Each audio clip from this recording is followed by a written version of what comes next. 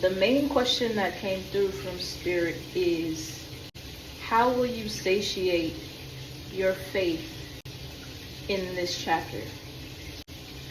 How will you satiate your faith in this season?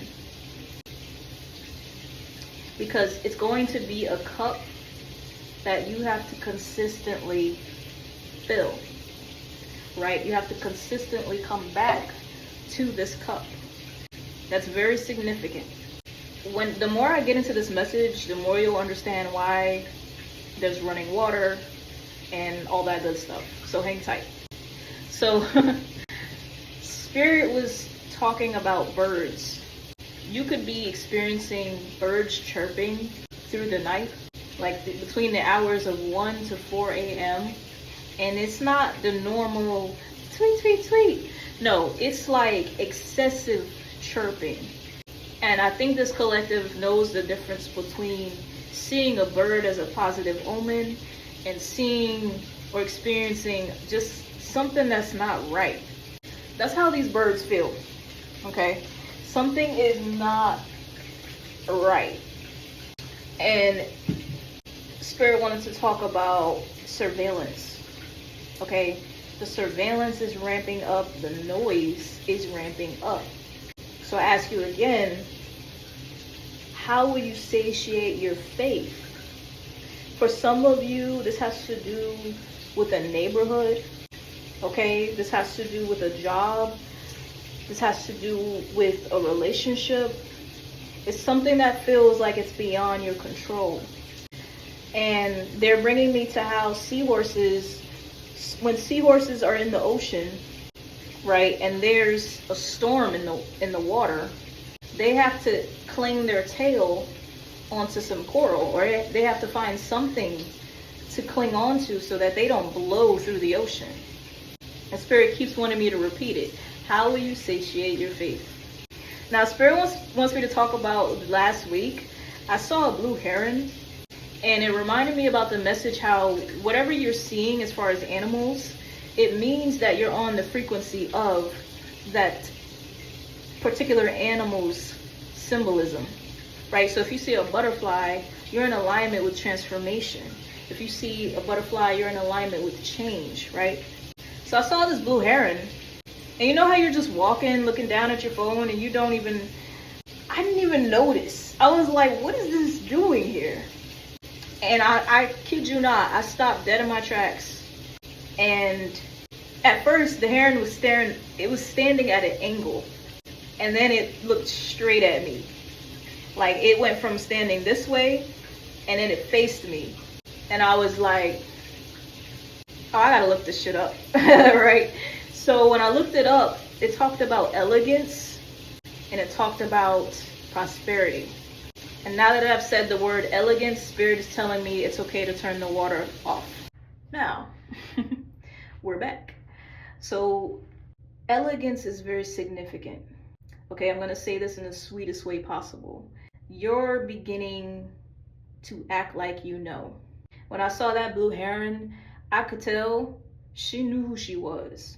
I feel like this collective, you're both feet in. Spirit led me down this path of elegance, elevation, elevator, and then I heard Elvis. Okay, so Elvis Presley could be significant, Raising Cane's could also be significant, but you're beginning to show up for yourself in that way. So Spirit wants you to be mindful of how you are catering to your faith. Just like that seahorse has to hang on to something to ground itself. Okay, the eye of the storm is coming through. How are you reacting to what's outside of you? Now that we talk about elegance, I was brought to running water. So maybe you brought something that had running water for your cat, but it just reminded me, like, cats need running water. So do we. I got this entire download from the shower. So the water element could be significant for you. You could be a water sign, the beach.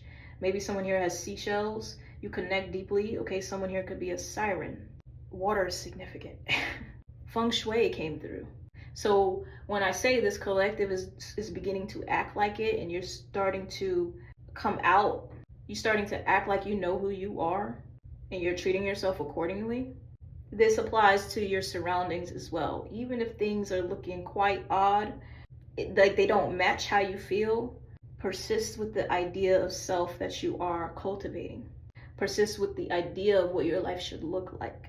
Because what I talked about earlier with the birds and surveillance and them chirping through the night, this is like an annoyance. And so this collective is experiencing a point where they're like, I'm going to be so annoying to the resistance that the resistance just gets tired of me.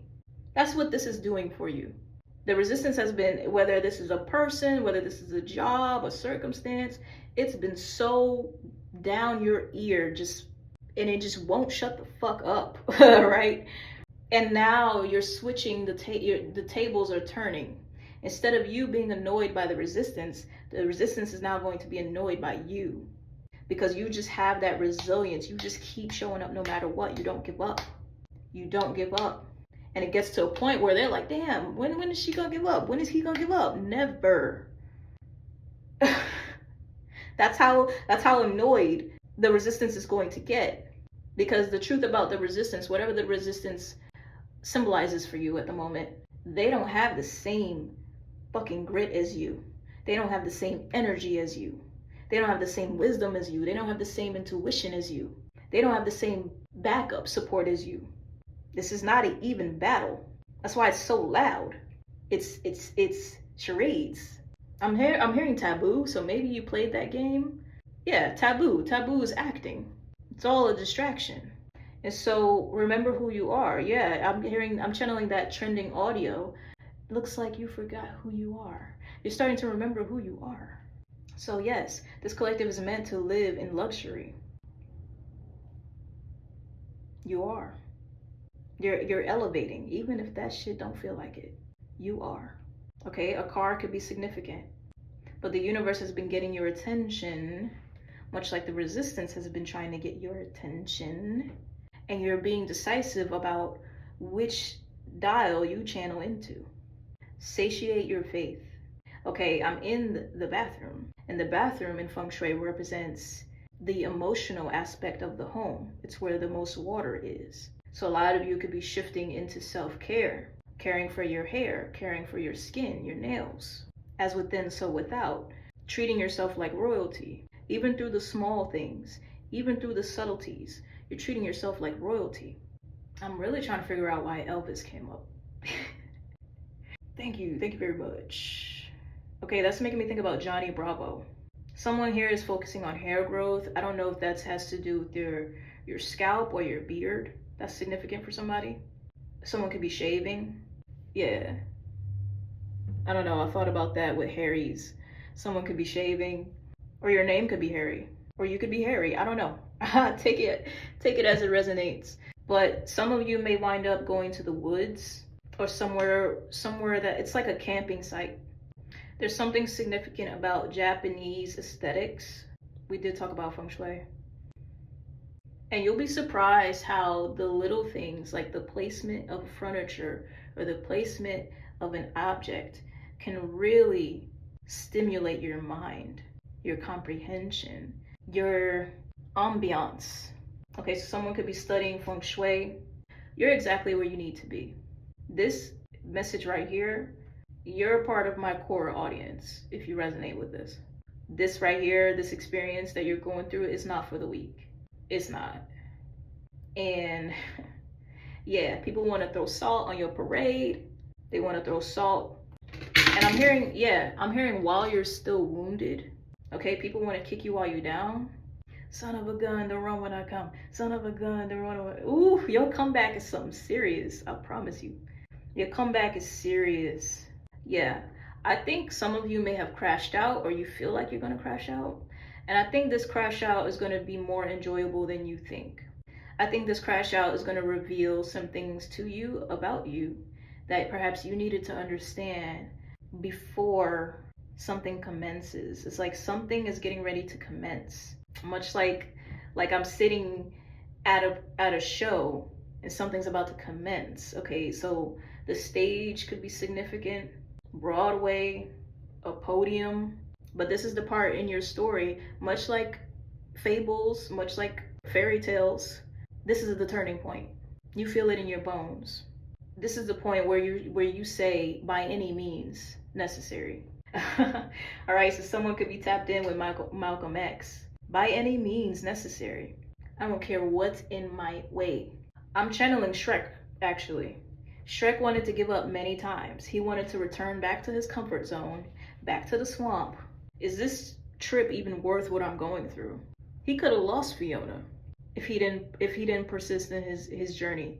But that I think it was part 3 where he drinks the potion, something snapped in Shrek.